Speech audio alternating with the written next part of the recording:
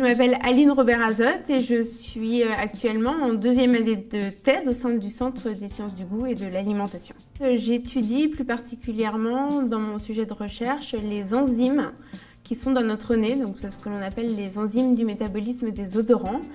Et je cherche à savoir comment ces enzymes fonctionnent dans notre nez et à quoi elles servent, comment est-ce qu'elles influencent la façon dont nous percevons les odeurs dans notre vie de tous les jours.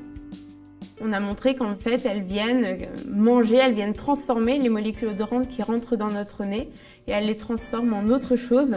Et ce mécanisme de transformation sert en fait à nettoyer le nez pour que notre système olfactif reste disponible à l'arrivée constante de nouvelles molécules odorantes. Quand on imagine une expérience, comme on l'a expliqué, c'est quelque chose qui se prépare longtemps à l'avance.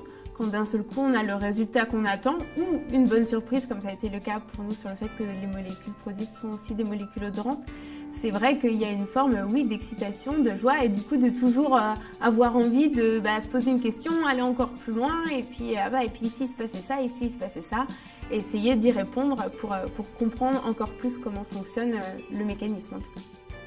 Nous, on apporte vraiment quelque chose de nouveau et c'est en ça que cette recherche est nouvelle et originale. C'est qu'on essaie de travailler vraiment déjà dans des conditions les plus proches de la réalité et de vraiment savoir comment est-ce qu'elles fonctionnent et à quoi est-ce qu'elles servent en profondeur. En fait, on a inventé un petit système où on peut injecter dans une narine la molécule odorante et dans l'autre narine, grâce à l'aspiration de l'appareil qu'on utilise, venir regarder ce qui ressort du nez des sujets qui sont venus au laboratoire. Avec un dessinateur, donc Thibaut Roy, qui est venu me rencontrer au laboratoire, à qui j'ai expliqué mon sujet de recherche et qui, dans le cadre de l'expérimentarium, a créé une BD qui, sur 2 pages, résume ce projet de thèse du départ au travail chez l'animal jusqu'à maintenant le travail chez l'homme.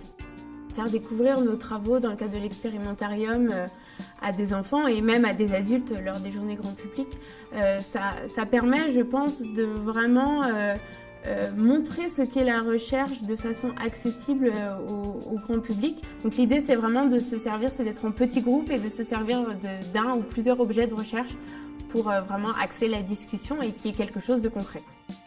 Les enfants sont en général très intéressés, par nos objets, par nos recherches.